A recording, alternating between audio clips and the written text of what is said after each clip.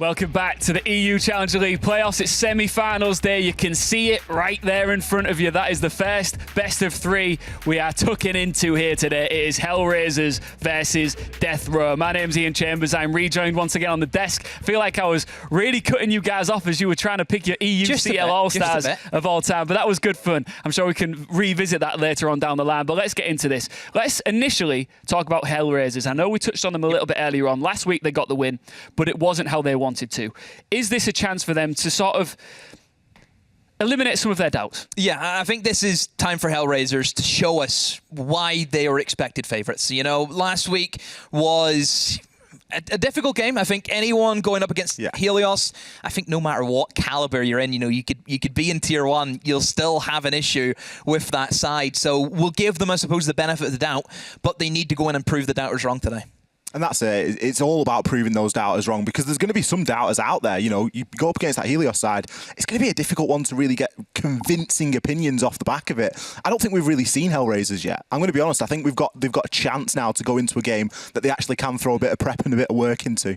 Is it safe to say and fair to say that they got dragged into playing someone else's game in that series against Helios, and this time round, do they need to go out there and dictate the pace? I think that's what we're more likely going to see here. They definitely got dragged in. You think about a couple of the 1vx situations that they lost. We were molding on the cast over it. That's where there's probably doubts, I suppose, as just off those 1v4s. That's where the doubts really start to come in. Those need to be eliminated now. They need to eliminate that play style and just focus on actually being able to come into something, get a bit of preparation done, and know what they're going up against. They didn't know really what Helios were going to do. They knew they were going to play random, but you can't really predict random. Yeah, I mean, you look at the Villa game specifically, they had to go on the attack. Helios got the defense. As we know, defenders, they dictate how the game's going to be played out. And I think Helios just ran circles around them.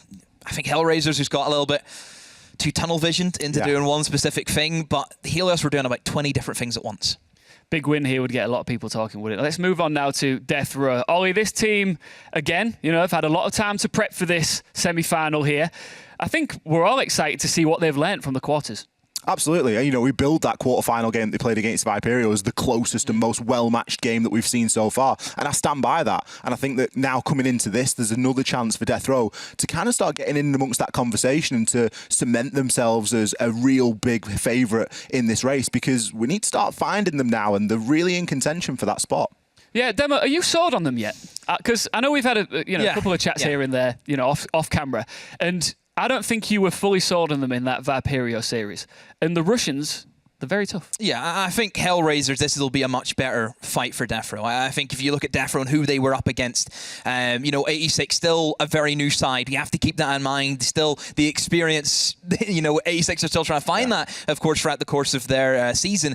But this Hellraiser side, you know, it's been together for over a year now. You're bringing in the Pro League experience from a Mission, who I thought played phenomenal, you know, and I think they're going to be up against a well-oiled, drilled Russian side. We did talk about Amisha, didn't we, like coming into that first quarterfinal and what sort of impact that experience would have. Do you think that the players around him really benefited from him being there? Yeah. Yeah, 100%. I mean, if anyone who has experience, you know, a big name who has been there, they've done that, they come in, they're going to change the atmosphere, the environment of that team, hands down. And I think a Mission will be able to come in there, bring new ideas. You know, we've seen them last season. They didn't manage to qualify into EUL. They got knocked out in quarterfinals. Now they're bringing in a new face who will, I think, in all terms, be able to show them probably what went wrong and maybe try and help them fix that. Ollie, very consistent side, aren't they, across the board? Yeah. 4 plants in the quarterfinals. What do you think that tells you? I think the fact that the plants are all on different people, I think, is maybe something that needs to be a little flag that needs to be raised. It doesn't show that level of consistency necessarily, but it does show an ability to play that objective-focused game, and it shows an ability to not just be going out there and hitting the frags. Speaking about Hellraisers in particular, we spoke about there with Deathrow having that week to prepare. How much of an advantage do you think that gives you? Well, I mean, they don't have the advantage, but what sort of a difference does that make, having that extra week to take that time to reflect and try and progress further? Yeah, I think having good time to really prep your opponents is going to be, you know, phenomenal. You look at how some LAN events would work, Ollie, of course, you know, you look at Invitational, all the majors that we have, you might be finding out who you're playing in a day, and then the coaches have to pull an all-nighters to really find the information. So the more time you have, of course, obviously, you're going to have a much better time to prep. Well, you don't have much time before we get thrown into this one. We can now get into our map vetoes, and I'm going to let Ollie do the honours here and talk us through what you are seeing on your screen right now. It's a privilege, Ian. Ooh, last map. I got you, brother. So we got a very standard Oregon club. Yep. I mean, they're two 50-50 maps. They're maps that you look at and you go, any team can play these. Everybody should know exactly how they want to be approaching Oregon in the club. And also you should be knowing how your opponent wants to try and approach it as well. They're a very basic map pool. But then we throw the bank pick in as the decider. That's the spicy and one. that is really where things start to get a little bit interesting. Especially because we've seen defense trend at the moment throughout Challenger League. We've seen the defenders see the lion's share of the rounds. Very often they're coming out with very good splits, 4-2s. We've seen a couple of 5-1s. We've seen some really crazy stuff coming out here from the defenders. You think about Oregon and Club. Oregon a little bit more so than Club, I'd say, in this sort of meta. But Oregon particularly can still be very defender-sided. So all of a sudden you look at, there's a lot of potential for this to go 3 maps. I see those 3 maps, and I see we're going to 3 maps. This is going to be a 2-1. I'm interested in what the man in the floral shirt and the glasses thinks. This isn't floral. What is it? It's, I like it. It's just a pattern. Okay. You know? Get your eyes. Do you need? Maybe I do. I mean, I look at these maps and I think very basic. You know, very basic siege that's going to be played Oregon Clubhouse. Everyone knows how to play that. And I kind of fear for Deathrow, because if Hellraiser come out and they just play their normal siege, I think they'll beat them 2-0. That's the worry, because they're that basic and that simple to play. I think Hellraisers will have this down to a T. Ooh, who's right? Is this going to go to 3 maps? Is it going to go to 2? We need to take our first step. That's what we need to do to kick things off here and get into our first map. I cannot wait to see who is going to progress through this semi-final. Let's get into map 1 with our Dutch duo. Love these two. It's Anne and Anthox. Take it away, guys. So much, Ian. It's always a pleasure working with you guys, and it's a pleasure to be here. We're here on Playday number 3, as Ian has just said, and yeah, we're about to jump into things. Hellraisers against Deathrow. We just saw the bans. Anything in particular that you were looking at and like, that's surprising? Well, we were talking about it. I'm surprised that they left Bank in. I mean, the final decision was made by Hellraisers, but we saw them last week on Bank. They absolutely stormed. It was a 7-0. I'm surprised that it's still in there, but I mean, to get there, we still have to play 2 maps before we eventually go to our decider Bank, and that first map's going to be Oregon. It is indeed Oregon, and we see the social votes, 55 to 45. We're going to a map that we've seen quite a lot, actually. It's a map that, you know, a lot of teams have studied. I'm curious whether Hellraisers and Deathrow have done their homework. Probably. Yeah, I would assume so, indeed. I mean, we have Hellraisers starting on the fence. It is the map pick of Deathrow. So that means the Hellraisers gets to pick what kind of site they want to be on. They chose defense for this one. And that also means that they'll have to ban the first operator. So looking at what they will ban, they get that first pick. And it seems like they're going to ban a Thatcher. Kind of a standard operator to ban. Definitely on a map like Oregon as well. An operator that we see banned quite often. So I'm curious to see what Deathrow will pick now.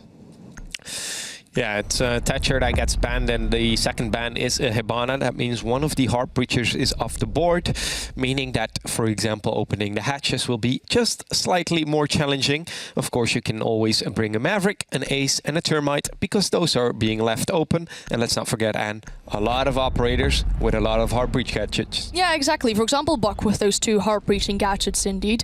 Opening those hatches will definitely be a little bit easier if the Kite's off the board. Well, that's just happened. It was Deathrow banning out the Kite here, so those hatches are a little bit easier to open, even with the Maverick, an example. We see Hellraisers with the final ban. They ban the Valkyrie. So the information gathering is going to have to be for another source than just Valkyrie, because they can't use these Valkyrie chems. They'll have to rely on bulletproof cameras of Maestro Evil Eyes, for example. So information gathering is going to be interesting. I like the plays around with the hatches with the Hibana bend, so you'll have to rely on the other things, like for example those Heart Breach gadgets. And looking at the lineup here of Deathrow, it looks like they're bringing the Heart Breacher, but they also have the Buck. So 2 of those Heart Breaching gadgets in case the Thermite, for example, dies, or 6 picks into the Ying. Yeah, that'll be a very interesting pick. It's definitely a execute operator. With a Ying, you can, of course, force and execute. Looking at the lineup here, Anne, I mean, they're going for a laundry supply room hold initially. Looking at the lineup, do you think that Deathrow might have expected a top floor hold? to start off with. I mean, the Ying, how strong can the Ying be on a bottom floor hold? Of course, it's a bit easier to clear elbow with when you bring a Ying. But they have to take into consideration there is both a Wamai and a Jaeger in play. Yeah, that's quite interesting because we've had some games during the current Challenger League playoffs where either Wamai or Jaeger were banned, so they have to rely on one of those. But now Hellraisers actually has the access to both of these anti-utility operators. So the Smoke, which is probably going to be playing an elbow, is going to play a lot more safe there. He's going to have these magnets. He's going to have these ADSs. So his shield and his live will probably be lasting a lot longer there. Unless, for example, they throw in these Yinkandelis, in case they throw around flashes, for example. So probably their task is going to be to try and force that smoke out of the elbow as fast as possible. Or, seeing as they have the smoke, and the Jaeger and the Wamai, they might just go for a completely different take and ignore that blue hold. Yeah, we've been surprised before. It seems like Deathrow is going for a split push here. We have one of the players going for the big tower, and the other one actually going for the small tower. So a good split here. Interestingly, I did see that the Aruni had opened up Attic. Yeah, that it probably shows that Hellraisers might have a very big roam going on. There is some information, though, over the big tower, as we do see the rotate, and so that Deathrow can know if there's someone going around. But I think it's more like a bait, because we do see Smash on the big tower stairs, very far back towards the objective, so they might have actually just baited Deathrow into thinking there might be a really big roam. They might have to spend some time, might have to spend some drones and everything to make sure that the top floor is actually clear, as we do see Jax doing that right now with a drone on the middle floor. But that's going to cost you some time to clear out the entire building to proceed towards the site. Definitely, there's already been a minute wasted. We just heard the first line scan going off, so that means that Deathrow is up to something. What exactly, that's the question. One of the things they're up to is opening the meeting hatch here with that set Heartbeat gadget, running their buck. Yeah, this is definitely a more speedier take here, as we see the hatches being opened, there's been some rotates, and they're now onto drilling that freezer site here. There is a Wamai gadget as well, one of those magnets that's going to hold back one of those flashes. But now that Deathrow's realized that the entire top floor and middle floor is clear, they can proceed a lot faster. A lot of drones being set up very close to the site. The E-box hatch is opened, and now that Aruni is droned out, she's kind of being forced back a little bit more towards the site. Yeah, we see that there's a freezer push coming here from Deathrow. At least it seems like a freezer push. It's still a split push here with Fusion on the laundry stairs. A mission with the opening frag on Fusion, but gets traded straight away. It is a 4 versus 4. 55 seconds are remaining. A mission, the Thunderbird has fallen. No worries there, because of course you do have those Thunderbird stations already in place. Didn't run a C4 either. Had the bulletproof cam here probably. Excuse me. Thunderbird doesn't have a bulletproof cam, does he? He's just watching the cams for his teammate. The execute is coming in. It's 35 seconds remaining. A 3 versus 3. Make that a 3 versus 2 if Smash gets the kill here. Jax with the refrag, and it's a 2 versus 1 situation. All of a sudden, it's that same Jax who has to clutch this. He knows the position of the smoke here, but that smoke is playing it very patient here, Anne. Doesn't have any smoke canisters anymore, so they have to rely all the time. Time obviously being on the defender's hands here. Spots out the fear the smoke, gets the kill on the smoke, and now smashes into a 1v1. Jack swinging around the corner, might know that the person is around the blue bunker and has to go for the push because time is running out. Jack swings around the corner, but it's Smash to take that final kill. A triple kill for him in that round, and the first defensive round on the board for Hellraisers. Yeah, it is a beautiful round here for Hellraisers. It all went south until the last kill, of course. It was Smash who had to clutch it up, and so he did. Almost a very nice clutch there from Jax. He had the positioning, of course, because of those line scans. He knew where the smoke was hiding, was able to pick up that kill, but unfortunately for him, it was Smash who played it very patiently. Hellraisers leading 1-0. Yeah, exactly. Unfortunately, the positioning of the smoke probably wasn't the best or the most ideal position to be in, because obviously the feet were exposed and you don't have any more smoke canisters, so you can't delay. I mean, earlier on we saw a very big push coming around E-box, so they needed the smoke canisters there to hold off the attackers a little bit.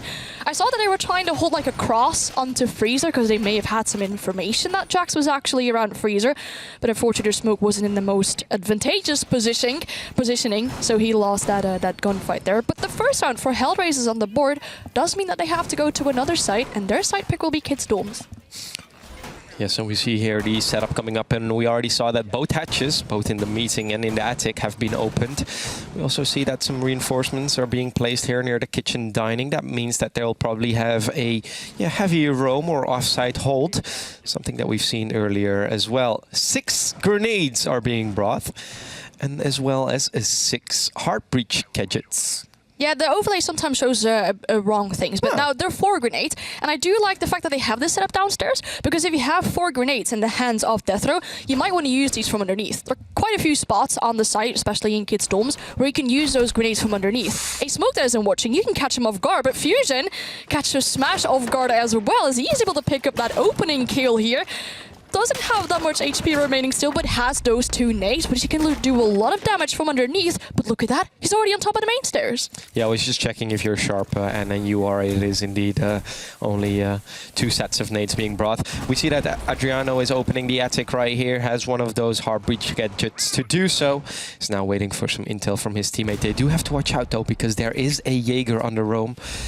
He's being heard here probably by Diana. Or not entirely. I think Diana just killed the cam here, and indeed a flank, and that's the first kill here for Exodus, and that makes it a 4 versus 4. There was a flank drone. Nobody was on it, of course, because all attackers were still alive. Yeah, exactly. There was no one watching that flank drone. Very unfortunate here, because they're losing 2 nades now as well.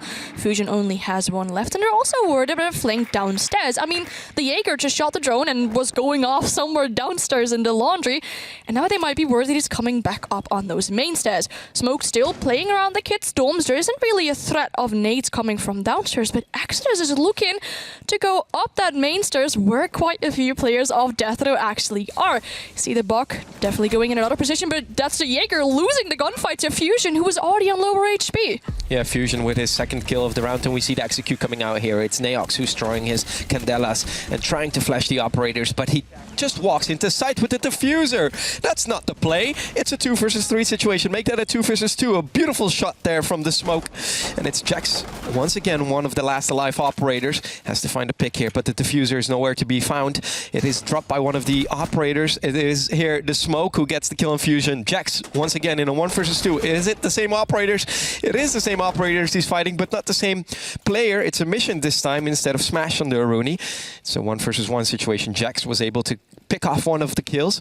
Now he has to get the diffuser down. Does so successfully and kind of has an idea where a mission is hiding. Has to watch out though, because if he gets wallbanked right here, that would be super unfortunate. It seems like he doesn't know where Aruni is hiding, but this sound cue might have given the position away from the Aruni. Can Jax clutches up? No, he cannot. It is a mission with the return kill. And once again, Hellraisers, who puts themselves in quite of a nasty situation, but somehow lives to fight another day. I did like the positioning of the smoke. It was a lot better this time. We saw him actually being able to pick up his double kill there as well. But what was the Ying doing? We just walked onto the side. I mean, he flashed a lot of enemies, so they were probably sure there was at least someone going to be in kids' dorms, but they weren't aware of the other playing sitting around Hobo as well. They just walked in, dropped the diffuser on the site, and that actually forces Deathrow to rely on that gunfight skills. I mean, Jack's been put into 1v1s twice now. He's lost them twice, unfortunately, but you're relying on that gun skill to just win that 1v1 eventually. And well, it seems that defenders have been on the positive side twice now. Yeah, it was quite close. And ooh, I like this 6 pick here from Rush to the Warden. It makes sense, of course, because the Ying is being consistently brought here. This will be the 3rd round in a row where we'll see that Ying. So a good pick here from Rush. Decides to take a C4 with him as well. So I'll have some plant denial with him. We still see the smoke in play. So nothing else really surprising about these setups, is there, Anne? No, but I like them sticking to the setup. I mean, we've seen that these operators work. We've seen the smoke in a way better positioning than he was in the first round.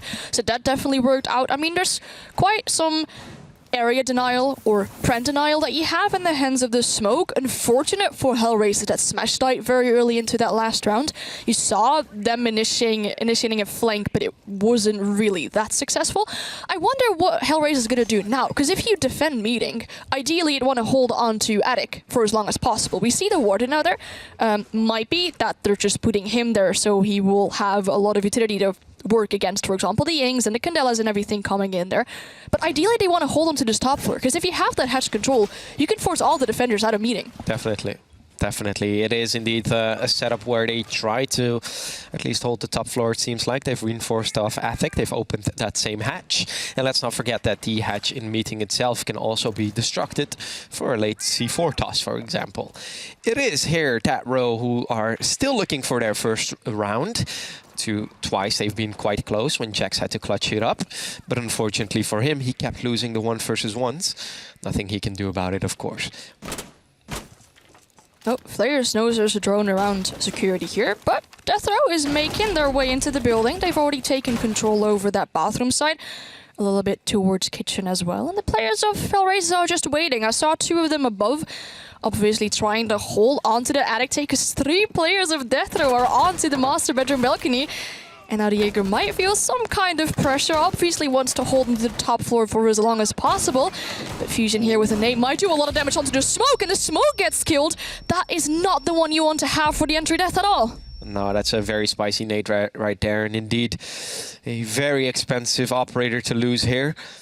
Was being naded there, and you would have thought that maybe there would be a sound cue, but unfortunately for them, they weren't able to hear that the grenade was being thrown.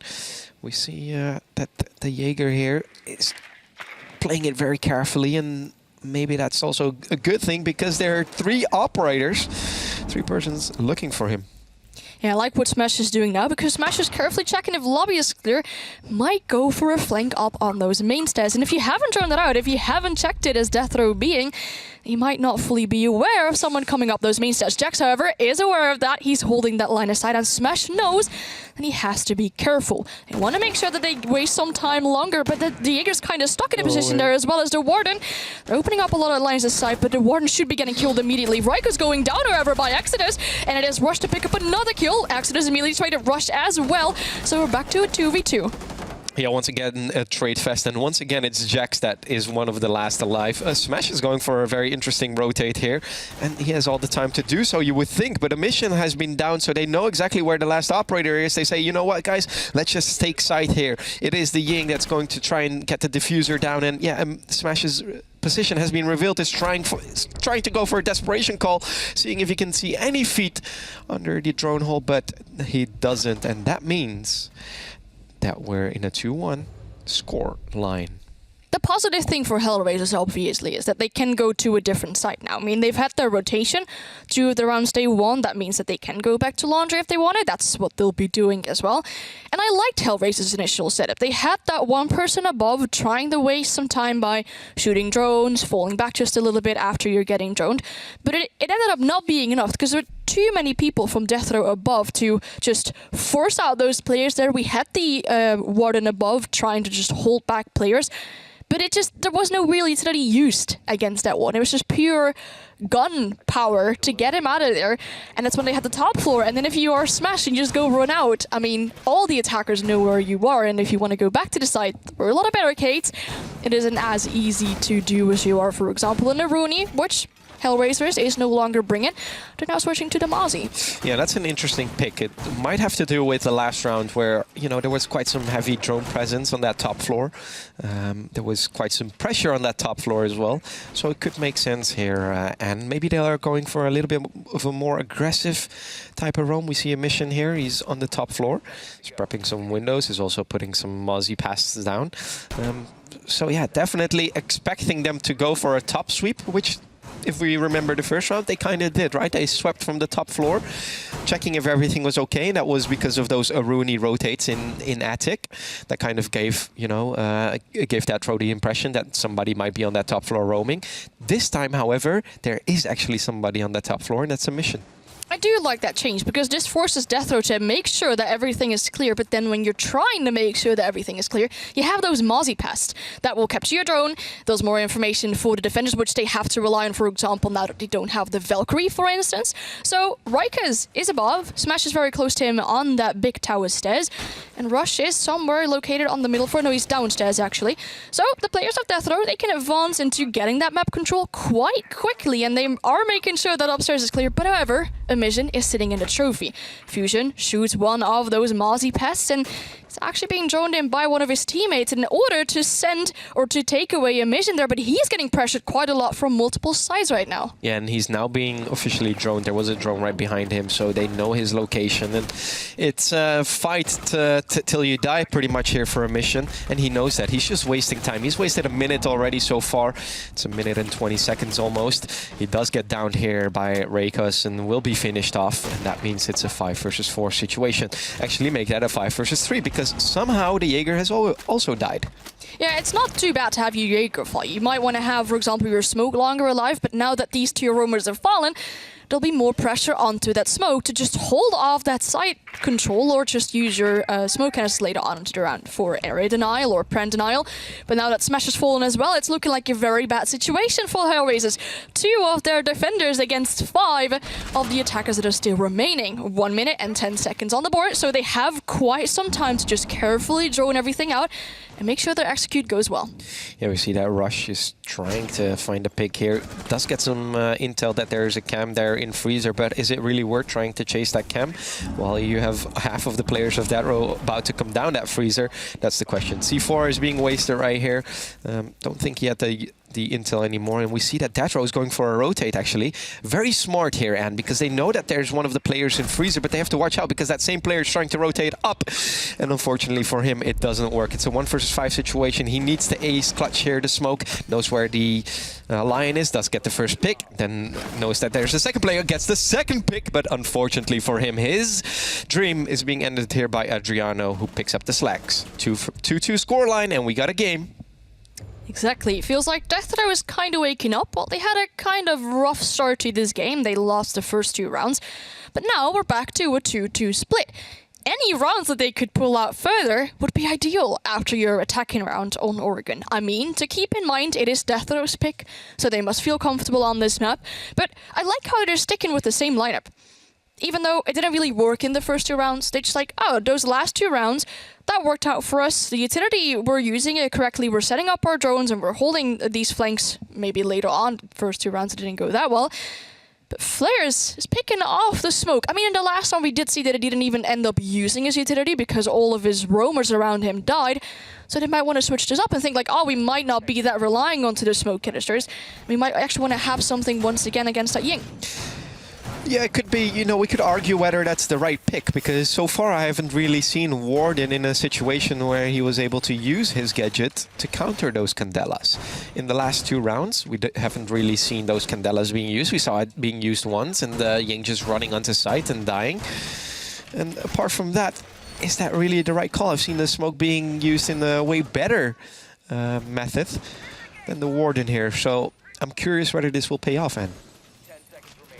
I'm going to be very honest with you. I've seen players die either with all of his smoke canisters still in his pocket, or he's used all of them before the time was actually there for him to start using the smoke canisters. So I like this pick onto the Warden. It's a different thing, of course, and we did see the Ying just rush into the side. I don't think Ying's going to fall for that twice. Neox is not going to fall for the same mistake to just run into the side. Would he do so? Then you have the Warden as a counter. That's very true indeed. It is here. 2-2 scoreline. Hellraisers against Deathrow, and Deathrow winning 2 rounds in a row already after they've went down 2-0. They're looking now for their 3rd round in a row.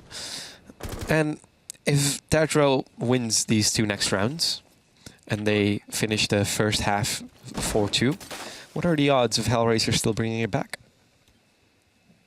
That's going to be very difficult to reckon. It's Deathrow's pick, so it's not too bad if you end up losing it. But, I mean, you don't have a Hibana, for example. You don't have a Thatcher. Getting to breach something might be more difficult, even though we haven't really seen a Bandit or a Mute being brought out yet. So not really that hard breach denial, but you have those impacts, which you can use on the Closet, which we see Rush do. And now 2 of those heart breach gadgets are actually wasted. Looking at the lineup, that's all they had. Neox has used his on Attic, so they won't get that trophy breach to open. This is huge for Hellraisers. This is huge indeed. They have to come up with a whole different plan now, and I'm curious what they will be doing. They have to force themselves either through Attic or through the stairs, and that will be a very, very big task to ask them. It seems like that they're rotating indeed towards the big tower, so they might be going for an Attic. We see that Jax is in the basement right now and kind of walking in blindly. You can see that by him not, not being that sure, not really sprinting. He might be going for a freezer take here. Yeah, then there'll be 2 players there holding him at Fusion. Through No the being the drone entry hole. death by accident. Just throw away drone hole, so there is still some presence on the middle floor, and the players of Deathrow should be alarmed about that. There's 1 minute left. They haven't cleared the middle floor roamers, and they need to go towards the side. No C4s in hand, so no threat coming from that from underneath, but there are still impacts, which you could also use from underneath, for example. But Jax is aware of a player downstairs. He doesn't see the outlines, obviously, that we see, but if you tell him to shoot, he should be doing that, but might be catched off guard by that Jaeger just coming into this hallway now. Yeah, and there's a Rooney gate there as well, so the sound cue would be there if this Jaeger would be getting pushed here. It's a very good hold here from Hellraisers, and I mean, such a simple task made it impossible for Deathrow, and all of a sudden it is that same Deathrow that is death right now. It is a 3-2 scoreline. And that was it was an amazing hold there from Hellraisers. Let's not beat around the bush. I mean, that impact was huge. You said it yourself. They consistently don't run a heart breach operator. They consistently run a heart breach gadget. And if both heart breach gadgets get impacted by one single impact, you make your own life quite miserable and quite impossible almost. Yeah, looking at how they put those heart breach gadgets on the wall, I don't think they were expecting for someone to trick it with an impact, because if you expect them to trick it, you're going to put 1 by 1 on them and then just try and waste those impacts away from them, or try and force that player out of there with, for example, a nade. But they were just mindlessly putting them on the trophy or on the bedroom wall and then expecting that breach to actually go open, and I don't think they were prepared for those impact grenades that the player used. It could have been as simple as having somebody on the game's window repel. Yeah. It could have been that simple to counter that impact trigger. I mean, that impact trigger has to be quite focused, has to, get a sound cue, but also has to kind of aim for that impact trick, right? I'm not sure if you've ever tried it yourself, but it's not an easy impact trick to hit. So yeah, as simple as having somebody on the game's window repel could have fixed it and made it a little bit easier there for Deathrow. However, that's in the past. We're now looking at the future. It's a laundry hold once again. They've switched off the Warden, though. I mean, the Warden is no longer in the hands of Flayers. It's now back in the hands of a mission. The final round of the last round we saw, we did indeed see the Warden coming to good use. It was the pistol to kill that person that was jumping in the window, so the utter disrespect coming out there. But I like to see how they're switching these operators, which if you have, for example, the Warden in Flayer's hands or then back to in the mission's hands, kind of shows that you're flexible as a roster and you're comfortable playing those different operators and maybe playing like a slightly different role that is asked from you if you're playing that certain operator. So I'm liking to see that. However, this time they're going for that laundry defense. Last time they tried a little bit of a roam. They had those Mozzie pests and everything above. Didn't work. Now they're not doing it. So they're adapting to what is and what isn't working for them. And I'm really liking to see that. Yeah, I definitely like that they're adapting. I mean, they tried something, right, with the Mozzie. Tried kind of playing till death and seeing if you can take somebody with you. But that row was just a little bit too good on the drone game. I mean, they had a player follow of course follow the drone and then see, okay, there's a Mozzie pest there, we can clear it quite easily. So that's why it didn't really work, and we see the same happening right now. That row is doing quite good on their drones. But they're kind of stalls, right? After they've droned, it kind of stalls and they run into problems trying to, opening sight, for example. We see that the line pick is consistent and is being used again, a line scan. That means that they've probably seen somebody somewhere, maybe trying to catch somebody off guard. However, it's still a 5 versus 5 situation with 1 minute and 25 seconds remaining. Quite a lot of time already lost on the side of that row. Yeah, they've got the utility set up around Freezer, which is good. They have a lot of magnets hanging around to potentially waste some nades, to potentially waste some flashbangs. But once again, the players of Deathrow are rotating. They've opened up everything on the middle floor, opened the hatches, opened the walls. And now Neox is there on that elbow hold. I mean, the smokes just reinforced it off, so he's backed off there. But they should be able to get that open. There's no more of those heart breach gadgets so they can open the wall with. But they're putting pressure on a lot of different sides. Yeah, indeed, Neox doesn't have any of those heart breach gadgets anymore. Adriano still has one, but he's all the way over at Freezer, so he would have to rotate, and he's not going to do that. So pretty much the person in elbow, who's pushed up now already. They have entire pillar control. That's surprising. Rush is waiting here for Adriano. Adriano gets the opening frag on flares, and Adriano gets a second kill. That's huge here from Adriano. Exodus can do something back, and all of a sudden it's going Hellraiser's way again. It's a 3 versus 2 situation. The Warden pick is proven to be amazing right here. A mission with the kill on Neox, and Raikus has to clutch this. Does get the kill on the Jaeger. Has 15 seconds, forgets the diffuser! What are you doing, Raikus? He now has to rotate back up, but it's all a little too late. Smash will be waiting here for him, and it will be yet another round for Hellraisers. All you have to do is waste some time. Those last few seconds, picks up the diffuser, is able to go for a plant, but I'm very sure that this is going to get stopped with the knife even by the Warden of a mission. This went always. It was a ping pong, really, which way it was going to go, because he saw a beautiful entry from the Buck. Getting that second kill, which is probably someone he shouldn't have gotten. They had a really good entry, but then losing the round because you left the diffuser on the edge of the hatch and you're not able to pick it up, that must hurt their mental like crazy. Yeah, I mean, to be fair, it was still a clutch situation, right? It was a 2 versus 1 or a 1v2, so it would have been quite challenging still. And we had one of the players, of course, rotating from meeting.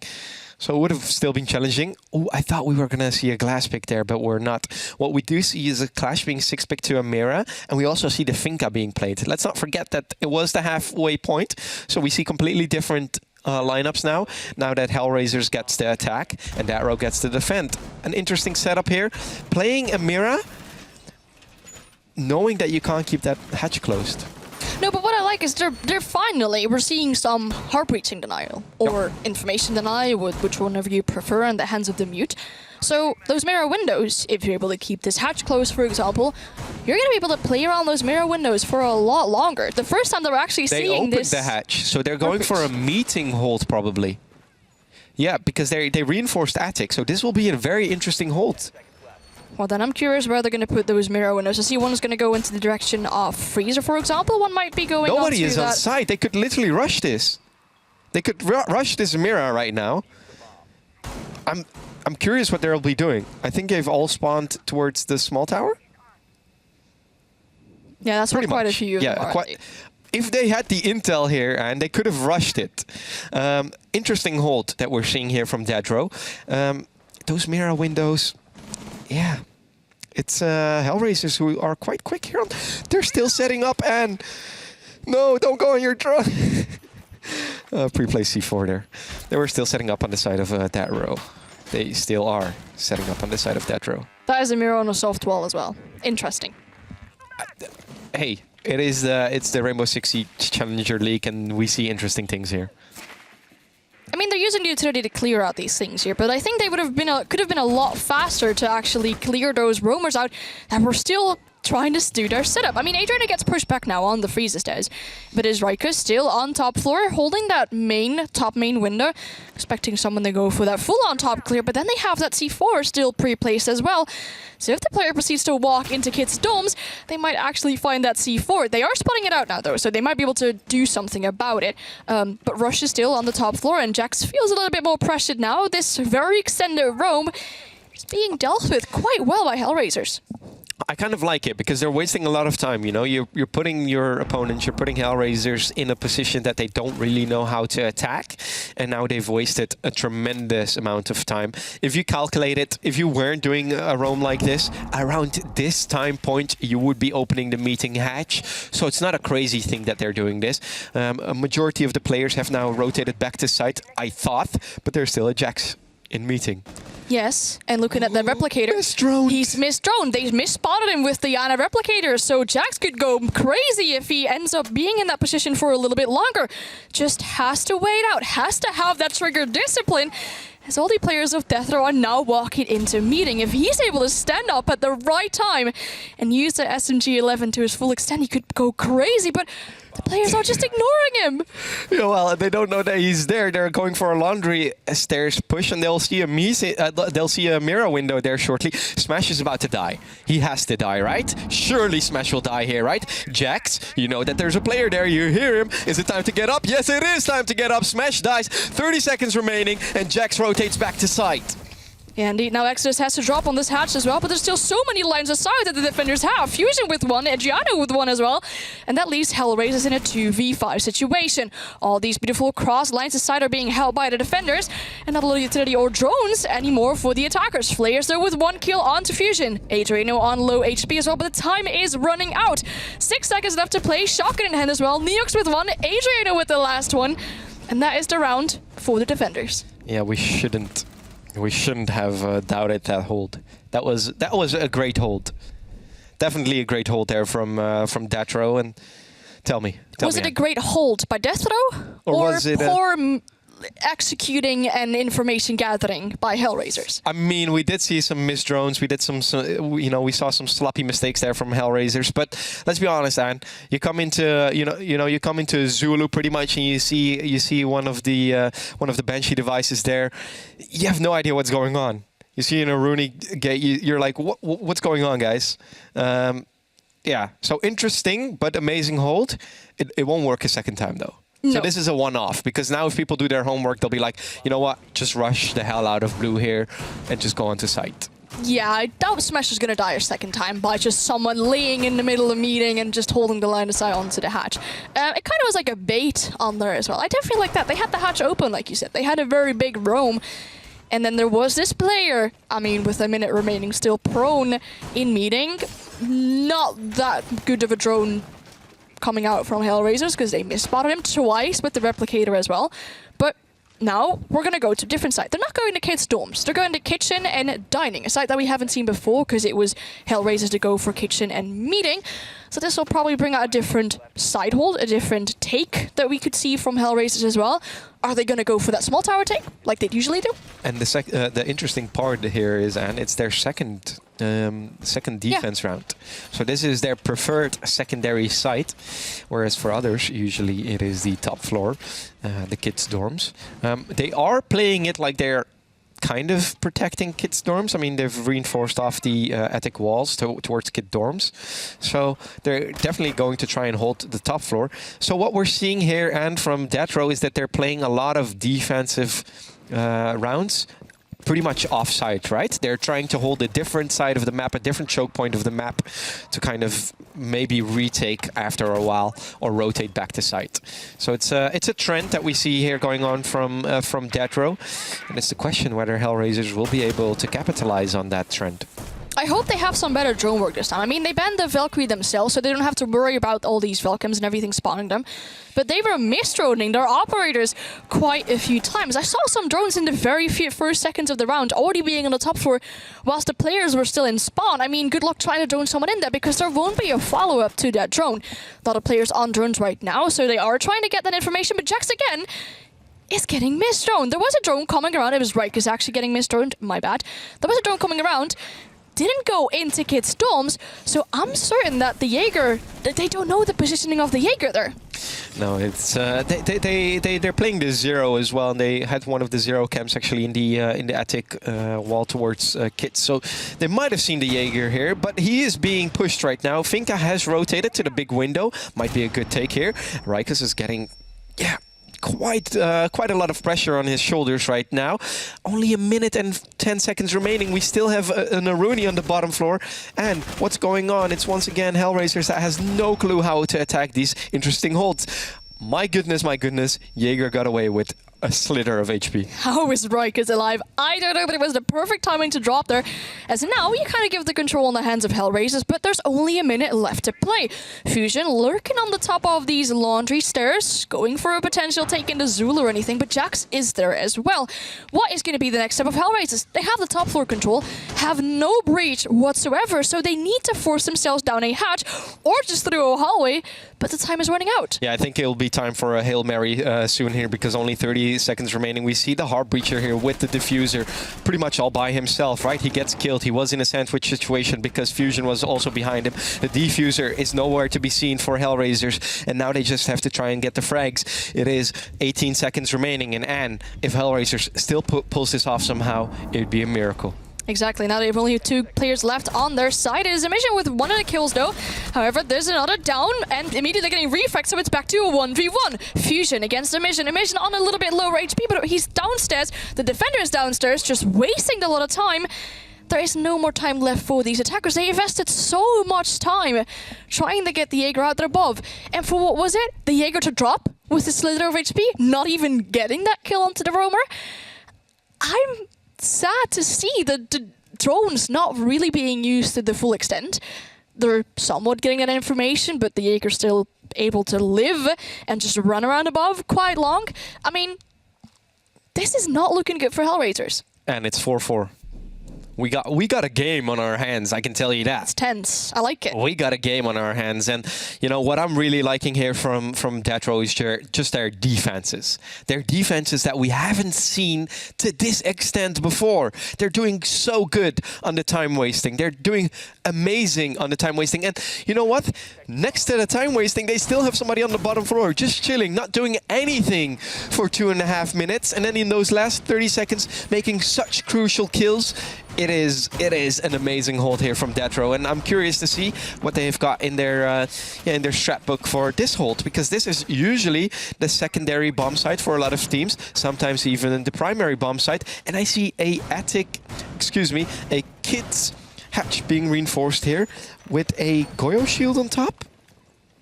That's interesting. That's very interesting. So I don't think that Deathrow is definitely going to play underneath. I mean, you don't have that hatch, for example, to throw nades through if you're Hellraisers then. I mean, they're bringing the Zero, which we haven't really seen on the side of Deathrow. It's a really good operator when you're worrying about your flanks or if you want to try and get that information.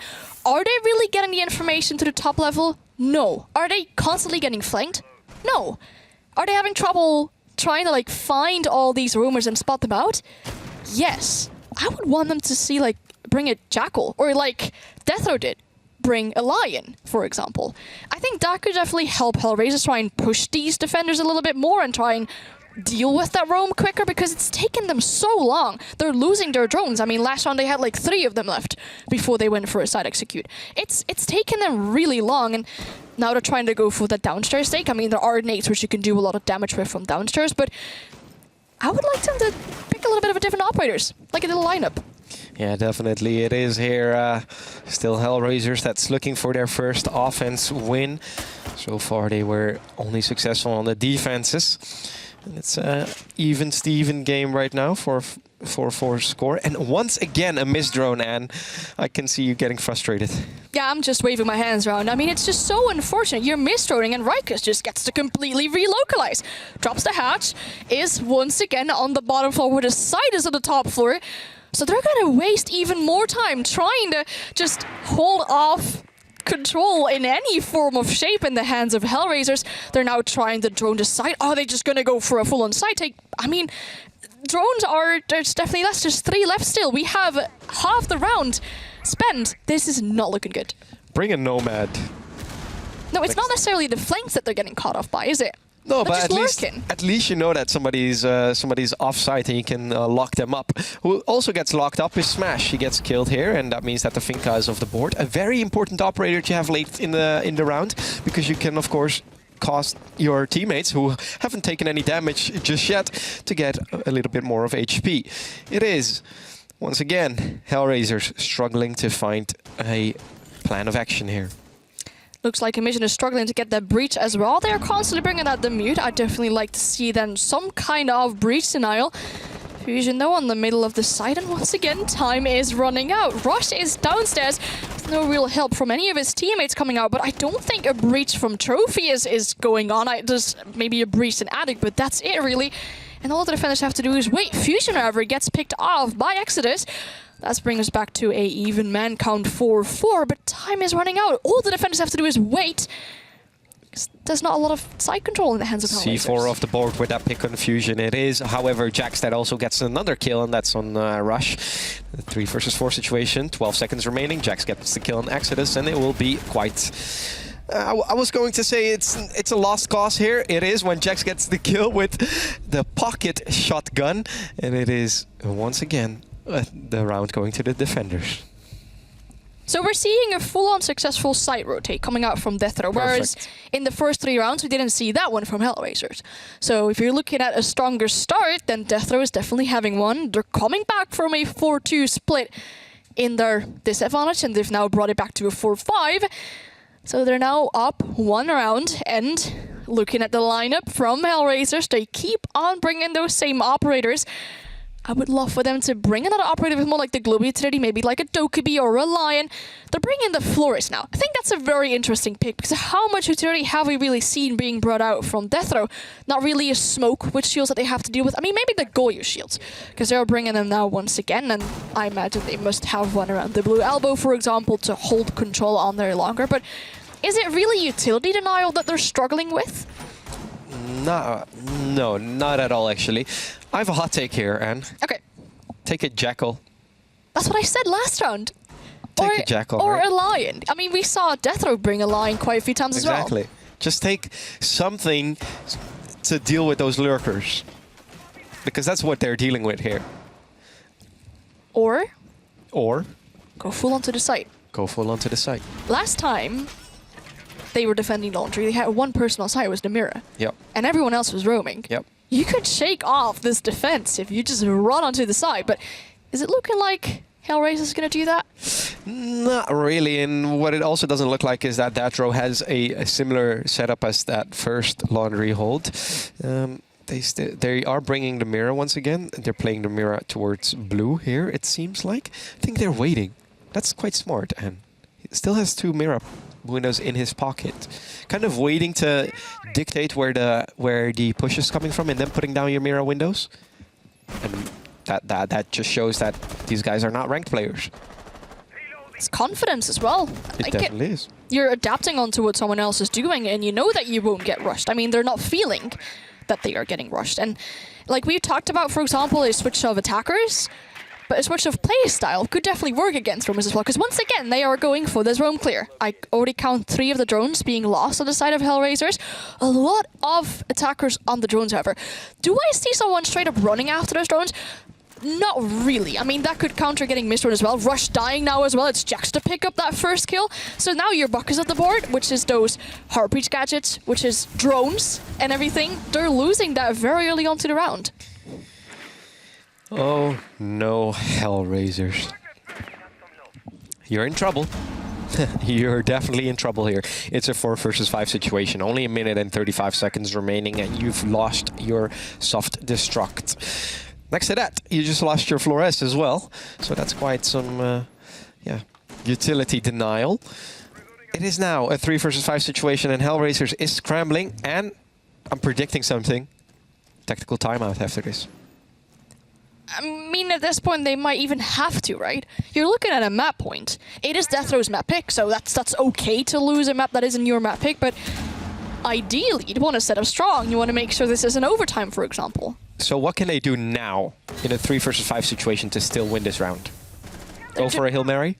They're going on this blue bunker. Also, so much of a defense going on the blue bunker. Fusion just gets the kill onto the diffuser there, and it's Smash left in a 1v5. No drone, still 2 of the nades in his pocket. Gets 1 kill onto Adriano though, but 40 seconds left to play. Doesn't have that much HP, has to go for a reload with the LMG, but those nades, he hasn't used them yet. There might not even be a lot of flank drones. I mean, we see players sitting on those flank drones and potentially giving information, but what should Deathrow do? Wait! All you've got to do is just wait. Just time is on your side. If you're going to overpeak and give Smash those 1v1s, you might as well win them. Exactly. It is Smash here with a kill, and that makes it a 1 versus 3 situation. Will heal himself once again. 14 seconds remaining. Has quite some bullets left in his magazine. 68 to be precise. Will now fall to a Fusion. It is a tactical timeout being called right over here. Yes. Yes, it's needed. Is it? Are they calling for a tactical timeout? I hope they are. They should. I mean, you can't lose around now, because They then have. you're already down like 1 map. They have indeed called a tactical timeout, and they're in trouble. Hellraisers is in trouble. They have no idea how to attack this. What would you say they should do? Because we've talked about, for example, switching up attackers, or just completely switching up your playstyle. Yeah. It's quite it's quite hard. I feel like they're not really making a decision whether they want to play for the objective or play for the people that they're trying to clear. They're a little bit in the middle right there. Are we going to clear the lurkers or are we going to play the objective? And when we play the objective, do we have a solid plan? Because you see it, they last seconds of every round, they're just like, you know what? The place we've been avoiding the entire time because there's too much utility over there. Let's just try it. Let's just try walking into blue bunker, which we've avoided the entire round because we saw how much utility is over there. It doesn't work like that, does it? No, they keep on running against the same problem. They keep on running against those roamers, which they keep on trying to clear. As we said, they have someone droning in, but there isn't really someone looking close at the drone. What I want them to do is switch up that playstyle for one round. Just go for a rush. It's everything or nothing. You might be looking at a 5-6 round then. And then you can switch up that playstyle, switch up that attacker lineup, I'm saying. I mean, bring out that Jackal. They're still not bringing that kind of global utility which you have in the shape of a lion or the shape of a Dokkaebi or a Jackal to just literally track someone and have their position so that you can't allow defenders to just, I mean, lay in corners of meeting whilst the side is down or something. Like, you can't allow defenders to do that if you have the Jackal. And the funny part is, they'll probably be banning Jackal in almost every ranked game, knowing how annoying a Jackal can be. Yeah, but why are you not using it now? Because you need it. You definitely do need it, yeah. It is here Deathrow, who's doing tremendously on defense, have won every single round so far that they've been defending. That's 4 rounds in a row, mind you. It is 1 round away from closing this map, which is quite good, if you ask me. They had their first defense on Laundry, and they are, again, picking for Dining as their second side, so not even Kids Domes. I mean, they can't go back to Kids Domes yet, seeing as that was the 3rd round that they won. So Dining is going to be their side pick. They have this mirror again. They are constantly bringing out the Mute too, the Castle and everything. What I'm seeing in the lineup switch for Hellraisers right now is they're not bringing in the Thermite anymore, but they're bringing in the Ace. So they might go for that small tower take. I don't really see any defenders of Deathrow around small towers just to clear that out. Because if you are, again, investing in a clear around Kids' Domes and everything, then you might be taking too long. We see him just lurking on the windows there. Might be able to get a pick onto Adriano, but he's playing that safe as well. They have to win 1 more round, and that's it. It seems like Hellraisers is trying to clear from the Armory side. They have Smash entering Armory right here. We just saw Rush, who droned out the master bedroom. It is a split push coming out from here. Maybe that's just the way to go right now. We see a mission cooking a nade. Will that nade land? No, it won't. Adriano knows exactly where he's standing. And for a nade to be thrown at his face, you'd have to have quite a good angle on him. It's good positioning what Adriano's doing. He knows there was one player on that window before. It's again the mission trying to nade him out, but the nade That's just a not wasted nade. being successful twice in a row. So now you've wasted 2 of your nades. You have them still in the hands of Exodus, but good luck trying to get Adriano out there. I mean, time once again, 1.5 minutes. They have to pull someone else on the window to throw the nades in. It's But the same round. They're rotating at 1 minute and 30 seconds once again without having taken, well, Jaeger earlier did take a lot of damage in one of the earlier rounds, but now it's Adriano. he dies, Crazy. but what has he done? He's wasted 3 nades of the attacker so far. He wasted 1.5 minutes. What does Hellraisers have? 0 to no map control. That's all in Adriano's hands. He's wasted so much time, so much utility, and there's Jax going for an aggressive push. Now has access to pick up a double kill so far, definitely stepping up in this round onto the double digits. But time once again is running out. Top 4 control established in the hands of Hellraisers, but all these defenders have that great kind of positioning, so they're not really exposed to these vertical angles that are now being made by Hellraisers. Yeah, we see Rush here making those vertical angles. They still have to deal with Neox, who's, yeah, has that SMG-11 in his hand, and that's quite a good gun to play vertically with. Now has to watch out. It is a mission that gets the kill on Raycus. A 5 versus 2 situation. Fusion going here for a kind of hero play. Misses his shots, and oh no, he actually does end up killing Smash here. A 4 versus 2 situation. Both of the players are near the freezer stairs, and yeah, it's Hellraisers who've taken sight. They're trying to get the defuse down. It is winnable, but it's also quite losable here for Deathrow. Yeah, all these defenders, or the attackers are being shot a little bit. Fusion, though, now Neox gets one kill. No. Fusion one. So we're at 2-1 position. Rush, however, on a little bit of HP. Fusion, no more smoke canisters in his pocket. And quite low on HP as well. Time is running out. Tries to make a little bit of a rotate or to try and tease the attackers into thinking he's coming from another side. Rush is holding the angle, but it's a mission to get that final kill here on the remaining player of Deathrow. That was a one-tap. That was a good shot. Yeah. Very nice. Definitely a good shot, and let's hope that for Hellraisers this is the turning point. It is. Match point still in the advantage for Deathrow, but let's not forget Hellraisers is only one round away from taking this to overtime. And whilst Hellraisers had a tactical timeout, Deathrow gets to talk as well. I mean, they just lost that first round after the tactical timeout, but now they can go for a completely different site. Kids is open, for example. Kids' dorms is open. Dining would potentially be open. Laundry is potentially open. So many different things that they can choose between. They're going to go for kids' dorms. They're bringing that Mozzie again. And this is where I might see a little bit of an issue for Hellraisers. The drone denial, or the information denial, which, if you're looking at it, already isn't going that well in the hands of Hellraisers. What I want them to do is go for a classical take. I mean, they've done that split take a few times before.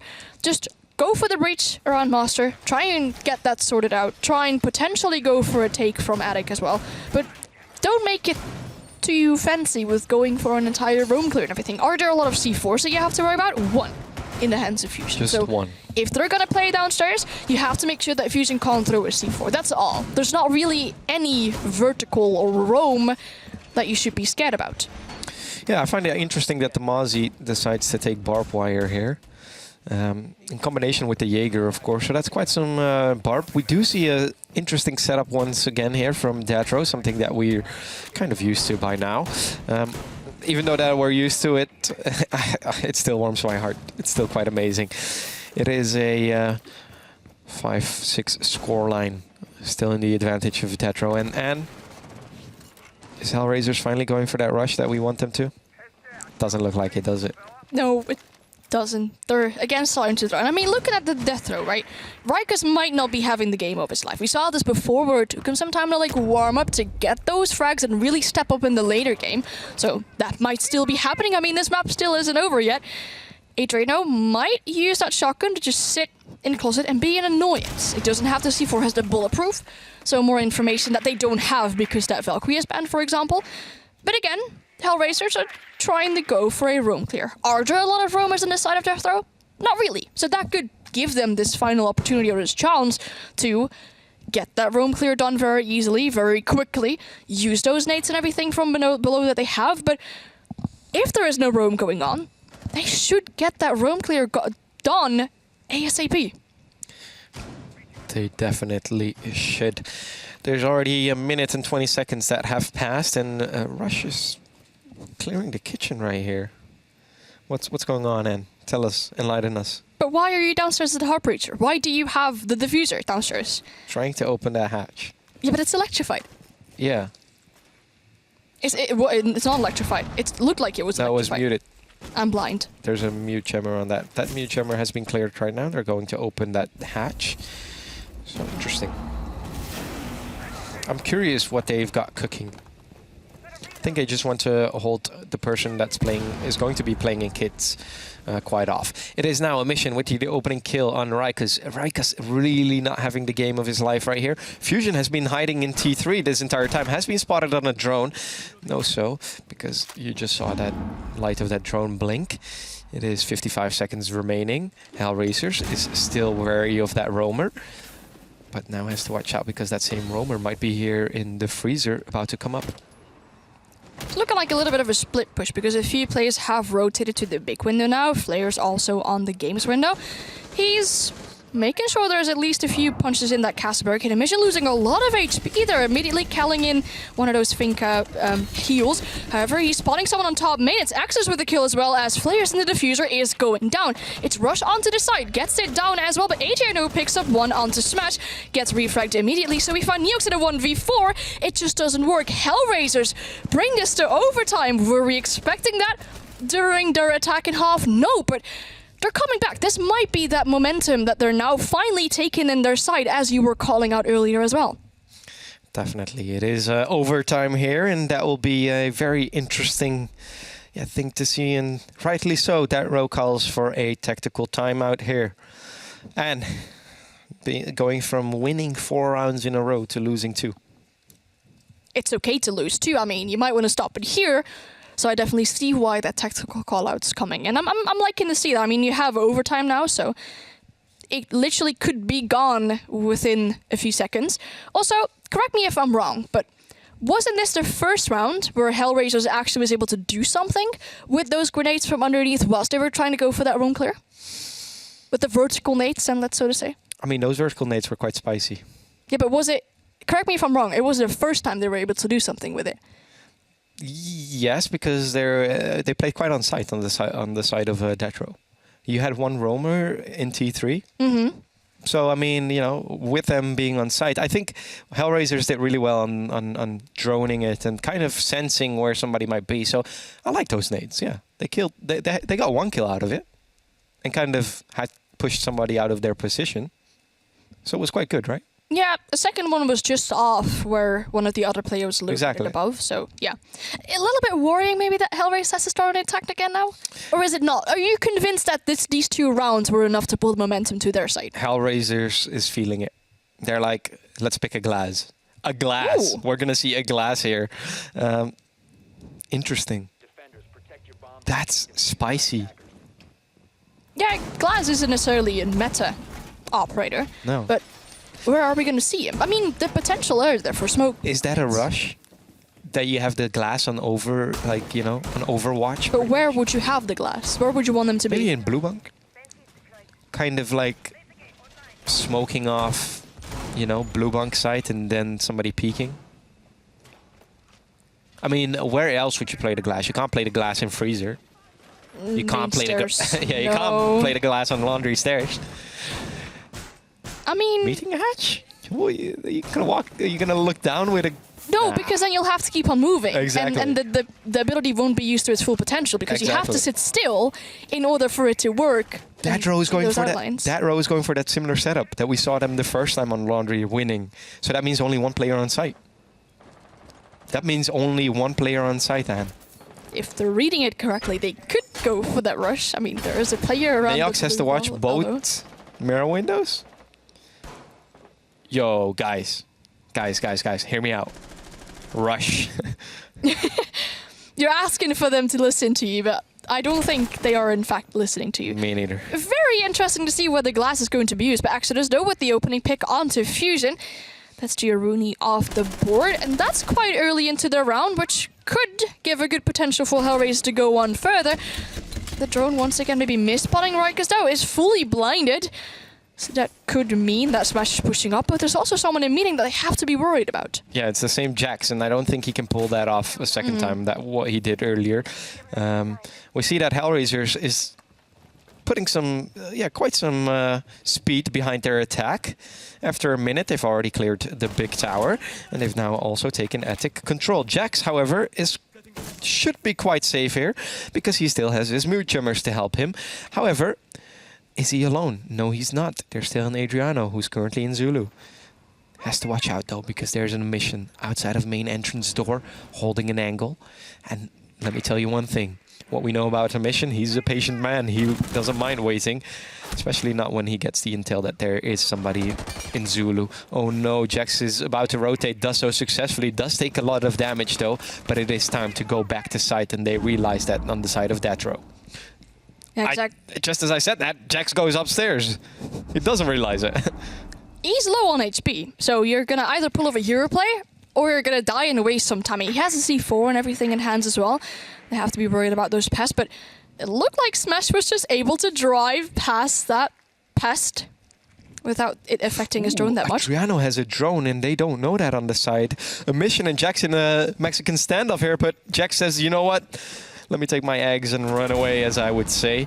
It is still a 4 versus 5 situation, and in the advantage of Hellraisers right here, but they're kind of stalling here, and they are not really executing just yet. Just as I say that, it is the glass here throwing...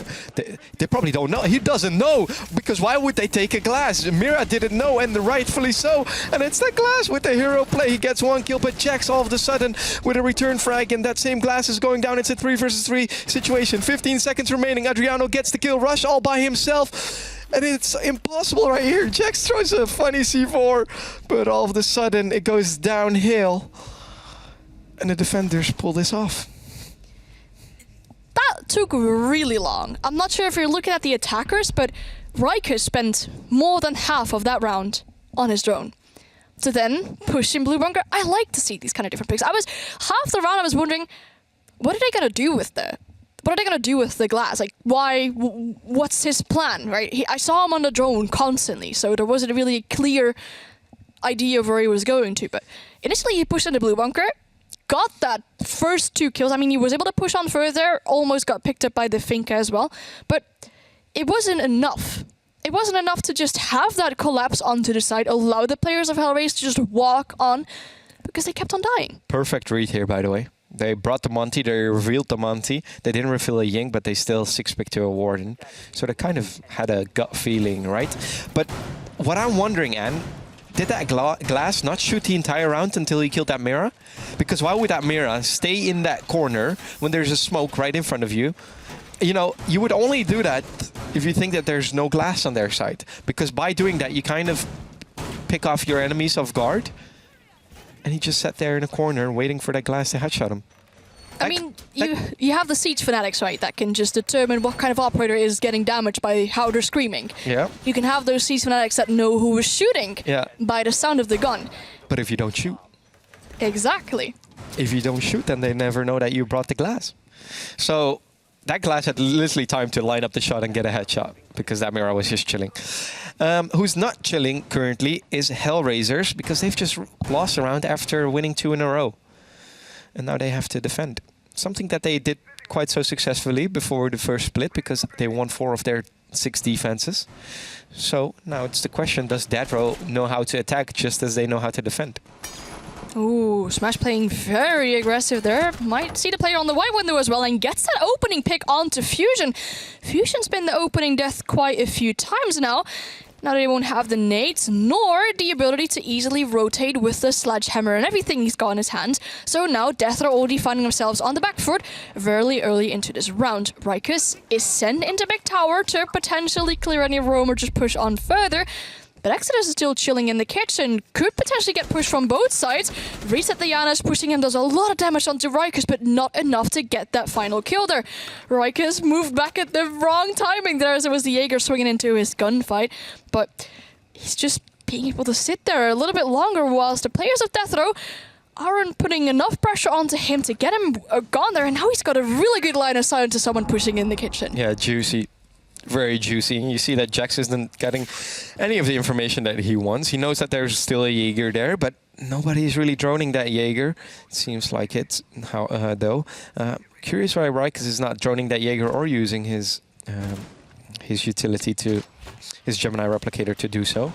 It seems like that they're just focusing on the attic here, which kind of makes sense. But however, then a little bit later in the round, you still have to worry about that Jaeger, don't you? Yeah, and that nade that was just thrown in attic is going to get wasted, because it was a magnet a little bit further in attic, so they won't be able to use that nade to the full potential. Hellraisers just holding their line of sight, kind of waiting on the initiative from the attackers to go and do something. Exodus is still downstairs, I was saying, but he gets picked off by Jax, so we're back to an even man count. Smash downstairs as well. Not really anyone that can contest on top of the main stairs, but some players around that hatch, and Rikus is just waiting outside. Yeah, it's Smash that doesn't have a C4 here. Neox is going for the execute, but they have to be wary for the Warden who's still in play. because you can't throw them candelas, but you also have to deal with some sunglasses on the face of the Warden. It is a 4 versus 4 situation, 33 seconds remaining, and indeed that Warden playing close to the window. So they kind of know that on the side of Deathrow, it seems like. Adriano with the entry has he just swung into Kids? It seems like it. Neox is also jumping in, gets the kill on the Warden, and it's a 2 versus 2 situation because Jax has now been downed. They don't know that on the side of Hellraisers. What they do know now that is that Jax has fallen. 2 versus 2 situation. Low HP on Adriano. Gets the kill here on Smash, and that could be huge. But Rush is rushing the diffuser. Rush with a beautiful double kill. It's going to maximum OT, baby. That was a beautiful push coming out from Rush, and I was at the beginning of the zone. I was going to point out that he was not having the best of games so far, but if you bring it back like this, that is absolutely beautiful. Brings it back to full-on overtime, kind of saving the bombs of Hellraisers here by just winning that clutch at the very few seconds there, being able to kill the guy with the diffuser, and then the last person that was pushing there as well. It was a 1v1. It could have gone the complete different way. We could have been at the very end of this map, but it is full on overtime, which means that Hellraisers has to attack once more. Given the fact that Deathrow just won downstairs, forces them to go to another bomb site. They're not feeling so confident with Kitchen and Kitchen and Dining anymore as their second bomb site. They're going for Kids Domes. You know, Anne, I've an early train to catch tomorrow morning, but I'm not even mad. This is a hell of a game. I'm enjoying it. We're seeing some crazy defenses. We're seeing some crazy executes. I mean, did you see what they did with that Ying? That Ying knew that there was a Warden playing there, kept throwing them candelas, but then just waited for the perfect moment to jump in. He knew, like, okay, I'm kind of baiting the Warden here.